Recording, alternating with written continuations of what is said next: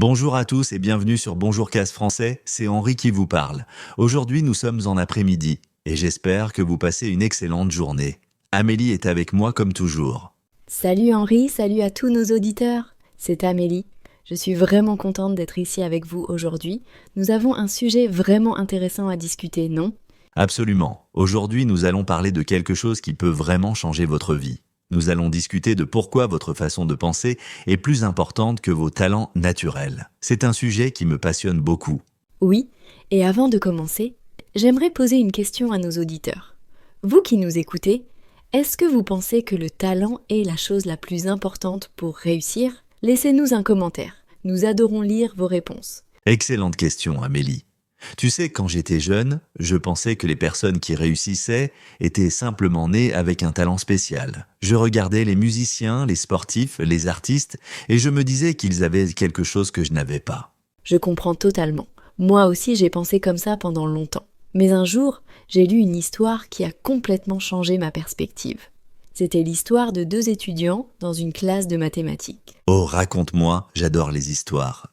Alors, il y avait Pierre et Marc. Pierre était considéré comme un génie en mathématiques. Tout le monde disait qu'il avait un talent naturel incroyable. Les problèmes difficiles, il les résolvait en quelques minutes sans effort apparent. Et Marc ?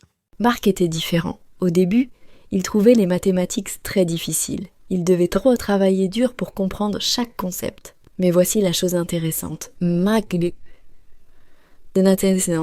avait quelque chose de spécial. Quoi donc ? Il croyait qu'il pouvait s'améliorer. Chaque fois qu'il ne comprenait pas quelque chose, il ne se disait pas « je suis nul en maths ». Non, il se disait « je ne comprends pas encore, mais je vais apprendre ». Ah oui, c'est une différence énorme dans la façon de penser. Exactement. Et devine ce qui s'est passé après quelques années ? Marc est devenu meilleur que Pierre ? Oui, Pierre, qui pensait que son talent était suffisant, a arrêté de vraiment travailler dur. Quand les problèmes sont devenus plus difficiles, il a commencé à abandonner facilement. Il pensait, si c'est difficile, c'est que je n'ai pas le talent pour ça. C'est triste, non ? Avoir du talent mais ne pas l'utiliser pleinement.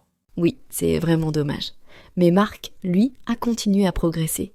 Il a étudié tous les jours, il a demandé de l'aide quand il en avait besoin, il a fait des erreurs et il a appris de ses erreurs. Aujourd'hui, Marc est professeur de mathématiques dans une grande université. Quelle belle histoire. Chers auditeurs, est-ce que vous vous reconnaissez plutôt dans Pierre ou dans Marc ? Écrivez-nous dans les commentaires. Oui, vraiment, nous sommes curieux de savoir. Mais Henri, pourquoi penses-tu que l'état d'esprit est si important ? Alors, laisse-moi t'expliquer avec un exemple de ma propre vie. Quand j'ai commencé à apprendre la guitare, j'étais terrible. Vraiment terrible. Mes doigts ne voulaient pas bouger correctement, les accords sonnaient de mal, et mes amis qui jouaient depuis moins longtemps que moi étaient déjà meilleurs. Oh non, et qu'est-ce que tu as fait ? Au début, j'ai pensé abandonner. Je me suis dit, je n'ai pas le talent pour la musique. Mais un jour, mon professeur m'a dit quelque chose d'important. Il m'a dit, Henri, chaque grand musicien a commencé exactement où tu es maintenant. La différence, c'est qu'ils ont continué. Waouh, c'est une phrase puissante. Oui, et ça m'a fait réfléchir. J'ai changé ma façon de penser. Au lieu de me dire « je suis mauvais », je me suis dit « je suis en train d'apprendre ». Au lieu de « je ne peux pas faire ça », je me suis dit « je ne peux pas encore faire ça, mais je vais y arriver ». Et maintenant, tu joues vraiment bien de la guitare. Je t'ai entendu plusieurs fois. Merci Amélie. Mais le plus important, ce n'est pas que je joue bien maintenant. Le plus important, c'est que j'ai appris quelque chose sur moi-même. J'ai appris que je peux apprendre n'importe quoi si je suis prêt à travailler et à persévérer. C'est exactement ça, l'état d'esprit de croissance, comme on l'appelle. Tu sais, Henri, il y a une psychologue américaine qui a fait beaucoup de recherches sur ce sujet. Elle s'appelle Carol Dweck. Ah oui, j'ai entendu parler d'elle. Elle parle de 2 types d'état d'esprit, non ? Exactement. Il y a l'état d'esprit fixe et l'état d'esprit de croissance. Les personnes avec un état d'esprit fixe pensent que leurs capacités sont naturelles et ne peuvent pas vraiment changer. Si elles sont bonnes en quelque chose, c'est parce qu'elles ont un talent. Si elles sont mauvaises, c'est parce qu'elles n'ont pas ce talent. Et c'est un problème parce que ces personnes ont peur de l'échec. Si elles échouent, elles pensent que ça prouve qu'elles n'ont pas de talent. Donc elles évitent les défis. Elles ne prennent pas de risques. Et finalement, elles ne progressent pas beaucoup. c'est vraiment intéressant. Et l'état d'esprit de croissance ? Les personnes avec un état d'esprit de croissance croient que leurs capacités peuvent se développer avec le temps, l'effort et la pratique. Pour elles, l'échec n'est pas quelque chose de terrible. C'est simplement une partie du processus d'apprentissage. Chers auditeurs, je vous pose une question importante maintenant. Quand vous faites une erreur en français, comment vous sentez-vous ? Est-ce que vous pensez « je suis nul » ou est-ce que vous pensez « c'est normal, je suis en train d'apprendre » ? Partagez votre expérience dans les commentaires. Oui, c'est vraiment important, surtout pour vous qui apprenez le français. Vous savez, apprendre une nouvelle langue est un des meilleurs exemples de pourquoi l'état d'esprit compte plus que le talent. Tu as raison, certaines personnes pensent qu'il faut avoir un don pour les langues pour apprendre le français, mais c'est faux. Complètement faux. Bien sûr, certaines personnes apprennent peut-être un peu plus vite au début, mais à long terme, ce qui compte vraiment, c'est votre motivation, votre persévérance et votre façon de voir les erreurs. Exactement. Si vous avez peur de faire des erreurs, vous ne parlerez jamais. Si vous pensez que vous devez être parfait dès le début, vous allez abandonner très vite. Mais si vous acceptez que les erreurs sont normales, si vous êtes patient avec vous-même, si vous pratiquez régulièrement même quand c'est difficile, alors vous allez progresser. C'est garanti. Amélie, est-ce que tu as d'autres exemples de personnes qui ont réussi grâce à leur état d'esprit plutôt qu'à leur talent ? Oh oui, plein. Par exemple, tu connais l'histoire de Thomas Edison ? L'inventeur de l'ampoule électrique ? Oui, eh bien, il a fait plus de 1000 tentatives avant de réussir à créer une ampoule qui fonctionne. 1000 tentatives, imagine ça. C'est incroyable. La plupart des gens auraient abandonné après 10 tentatives. Exactement. Mais quand on lui a demandé comment il se sentait après tous ces échecs, tu sais ce qu'il a répondu ? Non, dis-moi. Il a dit « Je n'ai pas échoué 1000 fois. J'ai simplement trouvé 1000 façons qui ne fonctionnent pas. » Tu vois ? C'est ça, un état d'esprit de croissance. Waouh, j'adore cette citation. Chers auditeurs, quelle est votre réaction favorite face à l'échec ? Comment vous motivez-vous quand quelque chose est difficile ? Écrivez-le dans les commentaires pour inspirer les autres. Oui, et vous savez quoi ? Michael Jordan, un des plus grands joueurs de basketball de tous les temps, a aussi parlé de ça.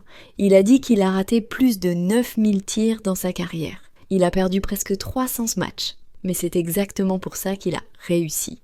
Parce qu'il n'a jamais arrêté d'essayer, même après avoir échoué tant de fois. Voilà, le talent seul ne suffit pas. Tu peux avoir tout le talent du monde, mais si tu abandonnes dès que les choses deviennent difficiles, tu n'iras pas loin. Et d'un autre côté, même si tu commences sans beaucoup de talent, si tu as le bon état d'esprit, si tu travailles dur, si tu apprends de tes erreurs, tu peux accomplir des choses extraordinaires. Absolument. Mais Henri, comment est-ce qu'on peut développer cet état d'esprit de croissance ? Ce n'est pas toujours facile de changer sa façon de penser. C'est vrai, ce n'est pas facile, mais c'est possible. La première chose, c'est de prendre conscience de nos pensées. Quand tu te dis « je ne peux pas faire ça », arrête-toi et ajoute le mot « encore ». Je ne peux pas faire ça encore. Oh, j'aime beaucoup cette technique. C'est si simple mais si puissant. Oui, et aussi, il faut célébrer l'effort, pas seulement le résultat. Si tu as travaillé dur sur quelque chose, même si le résultat n'est pas parfait, sois fier de ton effort. C'est très important, surtout pour nos auditeurs qui apprennent le français. Si vous avez pratiqué votre français aujourd'hui, même si vous avez fait des erreurs, soyez fiers de vous. Vous avez fait un pas de plus vers votre objectif. Exactement. Et une autre chose importante, c'est d'apprendre à aimer les défis. Quand quelque chose est difficile, ne le voyez pas comme un problème. Voyez-le comme une opportunité de grandir. Oui, tu sais Henri, je me souviens d'une période où j'apprenais l'espagnol. Au début, j'étais frustrée parce que c'était difficile. Mais quand j'ai changé ma perspective, quand j'ai commencé à voir chaque difficulté comme un puzzle intéressant à résoudre, tout est devenu plus facile et plus amusant. C'est une excellente façon de voir les choses. Chers auditeurs, quel est le plus grand défi que vous rencontrez en apprenant le français et comment allez-vous transformer ce défi en opportunité ? Dites-le nous. Oui, nous adorons entendre vos histoires. Bon, Henri, nous avons parlé de beaucoup de choses aujourd'hui. Est-ce que tu pourrais résumer les points les plus importants pour nos auditeurs ? Avec plaisir. Alors, premièrement, le talent naturel existe, mais il n'est pas aussi important que beaucoup de gens le pensent. Votre état d'esprit, votre façon de penser, c'est ça qui fait vraiment la différence. Deuxièmement, il y a deux types d'état d'esprit. L'état d'esprit fixe qui pense que tout est naturel et ne peut pas changer, et l'état d'esprit de croissance qui croit qu'on peut toujours apprendre et s'améliorer. Troisièmement, Les erreurs et les échecs ne sont pas des ennemis, ce sont des professeurs. Chaque erreur est une opportunité d'apprendre quelque chose de nouveau. Et quatrièmement, vous pouvez développer un état d'esprit de croissance. Ajoutez le mot « encore » à vos phrases, célébrez vos efforts, aimez les défis et soyez patient avec vous-même. Parfait résumé, Amélie. Vous savez, chers auditeurs, le fait que vous écoutiez ce podcast en français montre déjà que vous avez un bon état d'esprit. Vous avez choisi d'apprendre quelque chose de nouveau. Vous pratiquez régulièrement et vous ne laissez pas la difficulté vous arrêter. Absolument. Nous sommes vraiment fiers de vous. Continuez comme ça.